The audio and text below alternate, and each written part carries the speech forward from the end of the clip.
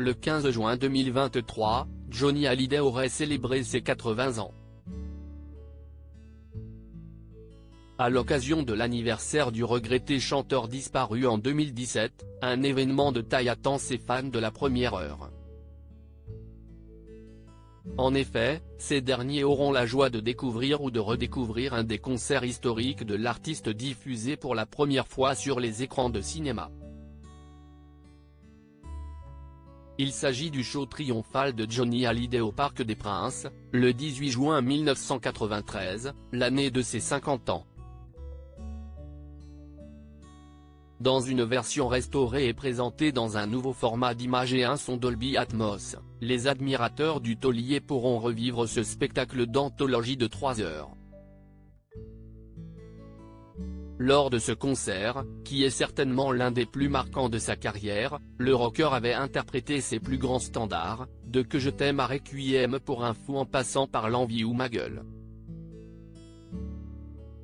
Cette première représentation d'une série de 3 concerts dans le mythique stade était notamment devenue légendaire grâce à une scène aussi surréaliste que mémorable. Pour son entrée, l'idole des jeunes avait fendu la foule entourée d'une armée de gardes du corps pour rejoindre la scène, tel un dieu vivant, acclamé par le public en délire. Une entrée spectaculaire qui avait été imaginée par son producteur Jean-Claude Camus. Supérieur à 50 ans de Johnny Hallyday, coup de foudre d'Emmanuel et Brigitte Macron. Les 30 événements qui ont marqué 1993. L'entrée mémorable de Johnny Hallyday au Parc des Princes lors d'un entretien accordé à Gala, le producteur de 84 ans s'est souvenu de ce moment ancré dans sa mémoire pour toujours. « J'ai toujours été impressionné lorsque je voyais l'arrivée des boxeurs en traversant la salle. Ça donnait une certaine puissance à la personne », a-t-il expliqué, avant de raconter comment il avait soumis cette idée à Johnny. « Un jour, avec mon équipe, on était 5 ou 6 autour de la table, Johnny est venu voir la maquette de son décor. Il s'est assis, a regardé le décor, a donné ses impressions et ses rectifications, puis la question fatale est arrivée en fin de parcours. Il m'a demandé, mais moi je rentre comment ? Et là, j'ai mis mon doigt sur la table et j'ai dit, là. Il m'a regardé, comment, là ?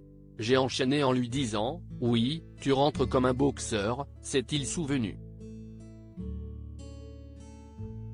Jean-Claude Camus s'est ensuite remémoré la réaction de l'artiste, là, plus un mot. Il a regardé la tête de chaque participant. Et chaque participant a levé le doigt en disant, super. C'était donc vendu.